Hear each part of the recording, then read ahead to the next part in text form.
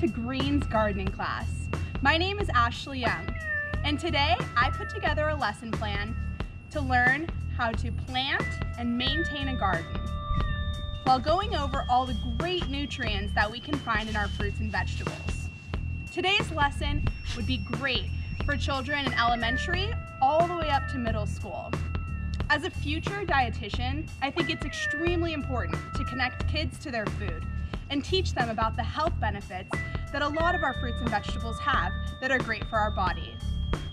Before we start, I want to go over some materials that we may need for our class today. For today's class, we're going to be needing a hand shovel to dig up all the dirt so we can plant our beautiful plants. We're also going to need a hand rake. This helps aerate the soil and till the soil. Also, a lot of times these are optional. People love gardening gloves to help obviously avoid getting your hands dirty. Additionally, for the maintenance part of the garden that we're going to go over, we need some hand shears. Also, we will need a watering can. And in today's class, we're going to be planting tomatoes, which are very fun, easy to maintain, easy to plant. Additionally, we're going to be planting some onions. The first part of planting is really to find a good clear section of soil and really start with clearing out the weeds and getting it prepped for planting. What I would suggest first is taking our hand rake and kind of loosening up the soil first. This makes it a lot easier when we start to dig out the soil for the plant. Also, this really helps with tilling the soil, mixing the nutrients around.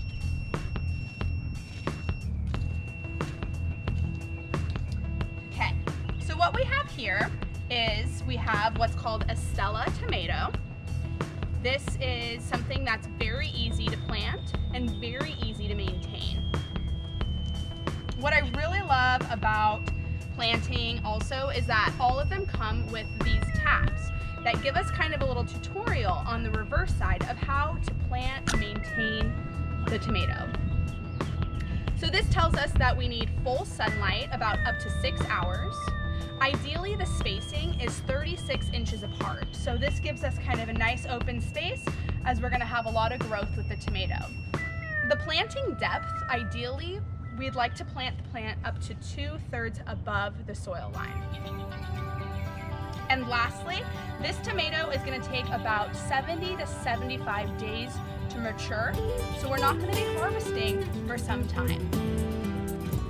So, to begin, let's take our hand shovel, now that we have loosened up our soil, and we typically want to dig out a hole, and that's about the same, a little bit larger circumference and a little bit deeper than this.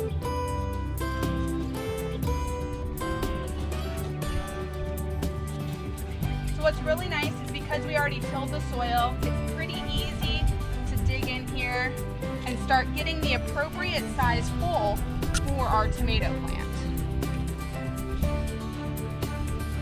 And what I like to do too is if I'm not sure if my hole's big enough, what I'll usually do is you can kind of rest the tomato in there in advance. Now again, we did say that we want the soil line to be about 2/3 above the plant. So we might need to dig this out a little bit deeper. And again, making sure that our hole has enough circumference as well. By doing this, this allows for the roots to really expand and allows great growth.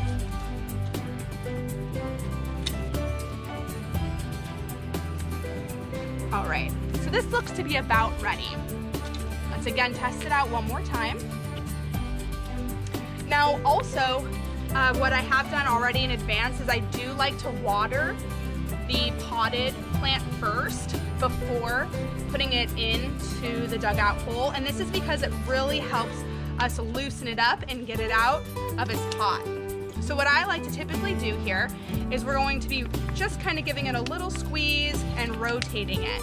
Next, I like to put my hand on the bottom and just slightly push up, and the plant should come out no problem. So as you can see, We have all of the roots intact still. And a lot of times what's really nice too is if you just kind of give it a little break up just to help with the root growth. Okay, so it's still intact. We still have our roots a little broken up to help with growth. So what I like to do next is put it now down here in its hole.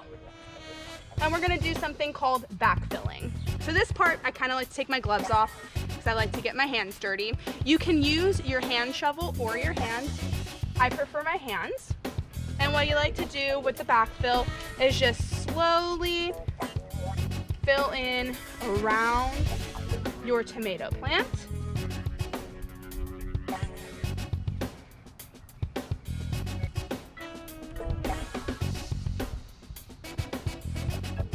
And we just want to make sure that we have about 2/3 of the plant covered, as discussed earlier. Now, what I really like to do here, just to make sure that the plant also is able to maintain adequate water once we start watering it, is I do make a small ring like this around our plant,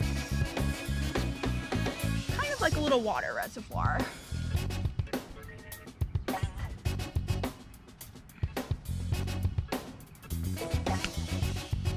Now this soil has been prepared in advance with plant food and different types of nutrients. It's really important that you have compost and good healthy soil for your plants to get the adequate growth that they need. Plants do also need minerals just like us.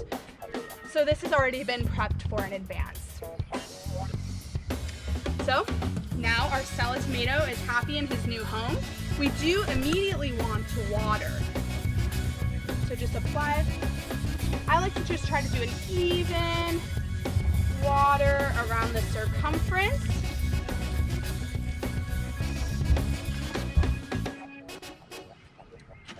And he's happy to go. All right, class. So the next thing we're gonna plant is a yellow onion.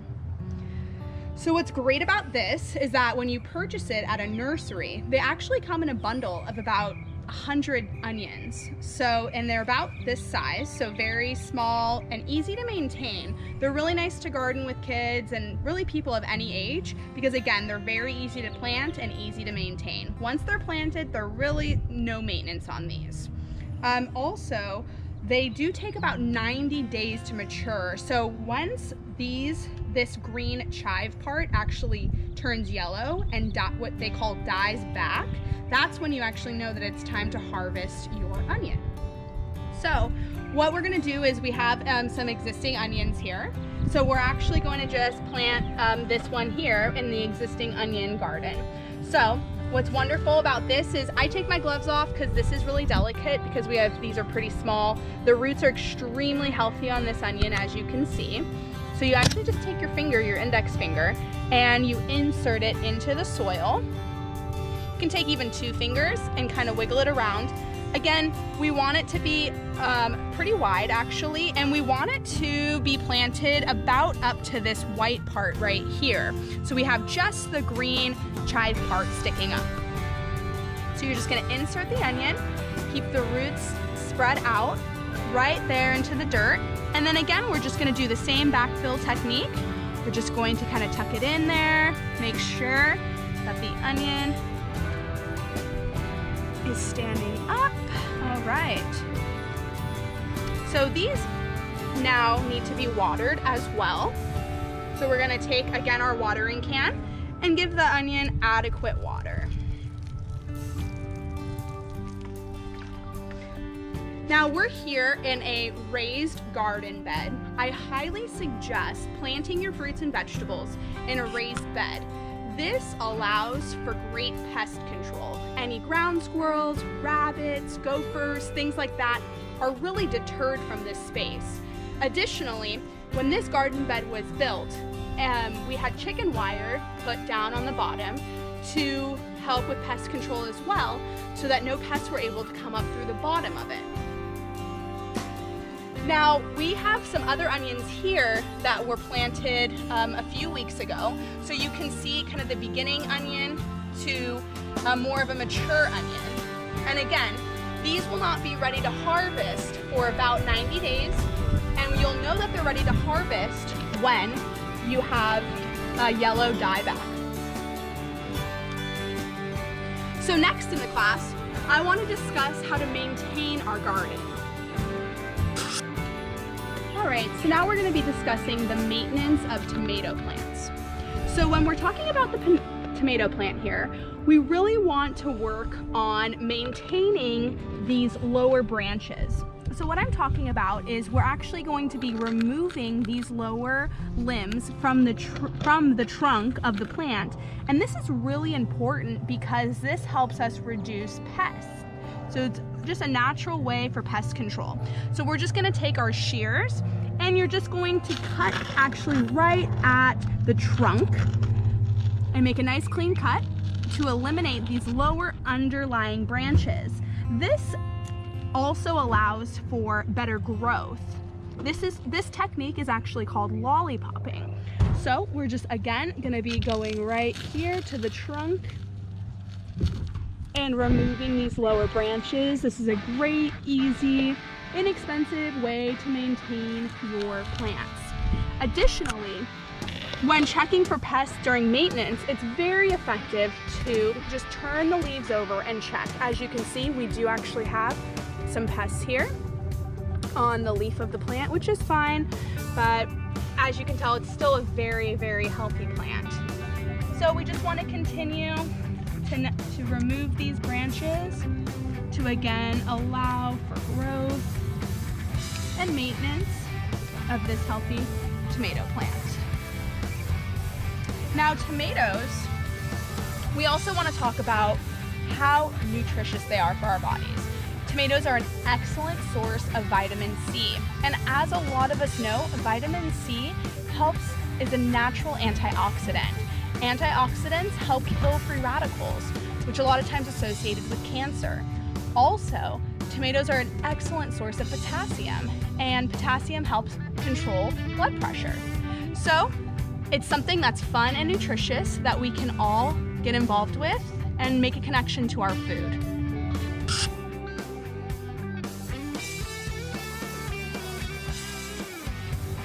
So next, I wanted to discuss again the maintenance of a pepper plant. So again, pepper plants are excellent to garden because they're very easy to maintain and they have really easy growth. So again, what we're going to be doing is just lollipopping these lower branches to help with the pest control and growth maintenance of the plant. Again, it's also very important to make sure that you remove this fallen growth from around the plant, again, to avoid pests. Now, if we look really close here on this particular plant, we can actually see some really nice growth here. This is going to be budding into a flower, which is eventually going to be turning into this beautiful pepper. Peppers are also an excellent source of potassium. So in addition to blood pressure control, potassium also helps keeping our bones really strong. Additionally, peppers are an excellent source of vitamin E. Vitamin E is also an antioxidant to help kill free radicals.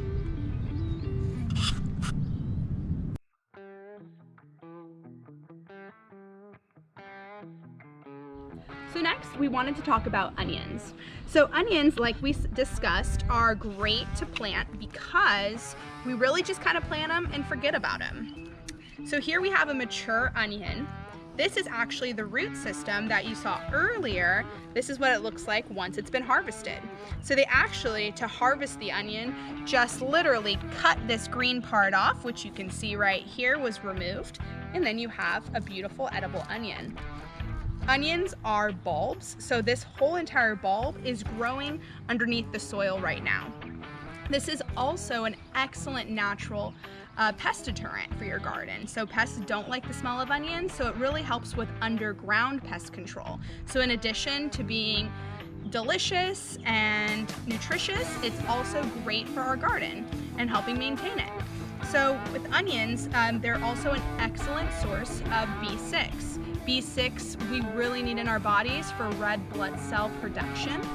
as well as B9. B9 helps support our cellular growth as well as our body's metabolism.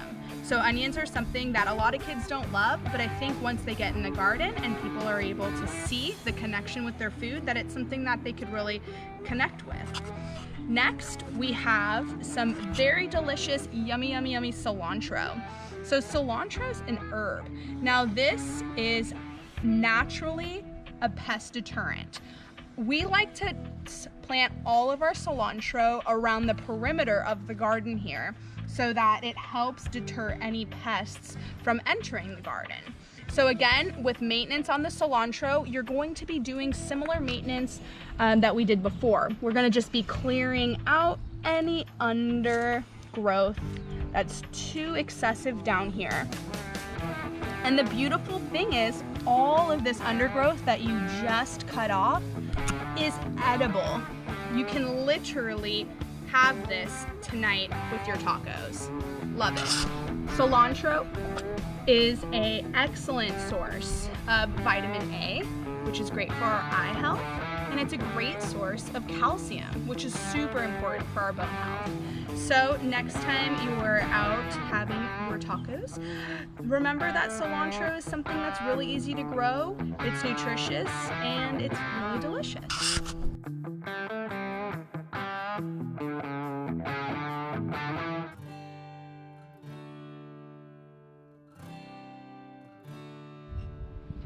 So the next fruit I wanted to discuss today is the orange. We all love oranges, super delicious, full of vitamin C as well as folic acid.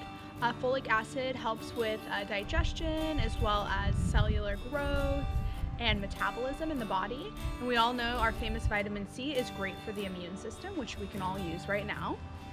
I wanted to go over maintaining our orange tree. So here with the orange tree, I do highly suggest wearing your gloves because, as you can see, it has really big thorns.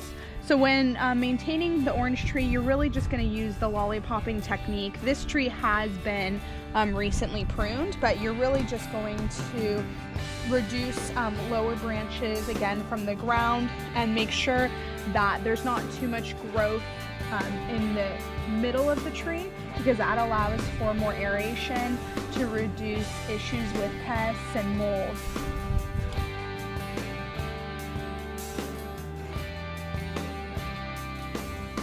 And next we're going to discuss the spaghetti squash. So this is a spaghetti squash that was planted a few weeks ago.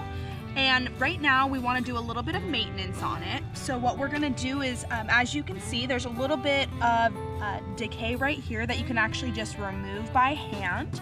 And then we do also want to just clean up any dying leaves. Now this particular plant, we're really not going to be doing the lollipopping technique, and we're really not going to be over pruning it as well, because it is a little bit more sensitive. Now also, if you can see closely in here, we do have some new buds growing right here, and these are flower buds that are eventually going to be blossoming into very large, beautiful yellow flowers.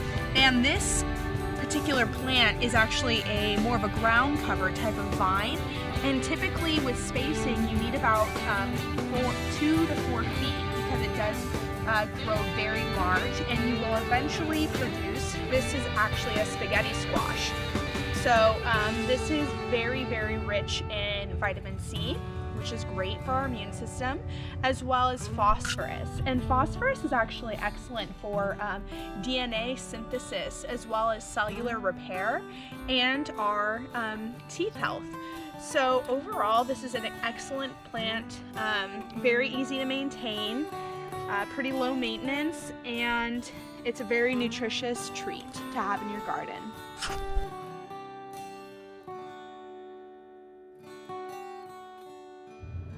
And last but not least, I wanted to go over some parsley. This is Italian parsley, which is excellent. Again, it's an herb, super delicious, great for pest control. It's very hardy, very durable, easy to maintain. So again, this one, because it's a lot smaller, it's just really easy. You can a lot of times just kind of grab it by the head there and then just cut back that excess undergrowth. You can see here we do have some of the growth dying off, which is fine because this just allows for healthier growth prior to harvesting. Now parsley, typically you're gonna harvest about 60 to 45 days. But what I usually like to do is, this is really for me an edible garden. So as I was saying, I maintain the plants. With the herbs, I really do enjoy eating them as well. So I don't typically throw away all these cuttings. I will just incorporate them in my meals with dinner or any delicious salad or anything that you want to eat. But also parsley is an excellent source of iron. Iron is great for our immune systems. So it's something that you don't really realize that you're deficient on iron until it's too late, when you're experiencing fatigue and things like that. So also, parsley is an excellent source of magnesium. And magnesium is something that's great for cardiovascular health, helping maintain our blood pressure as well as cholesterol.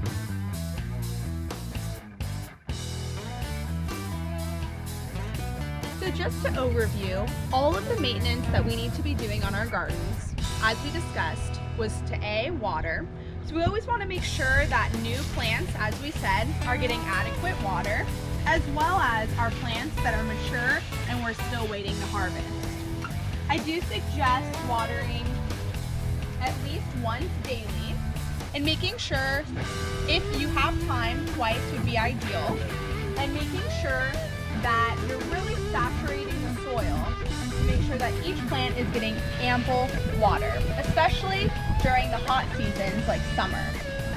Also, I wanted to add in that different plants have different, really like sun preferences, we could say. Some plants want full sun, such as these eggplants, as well as the squash and zucchini. Whereas we have our tomatoes and our peppers that we discussed prefer only partial sun. And as we all know, sun and water is really what's going to keep our plants extremely healthy.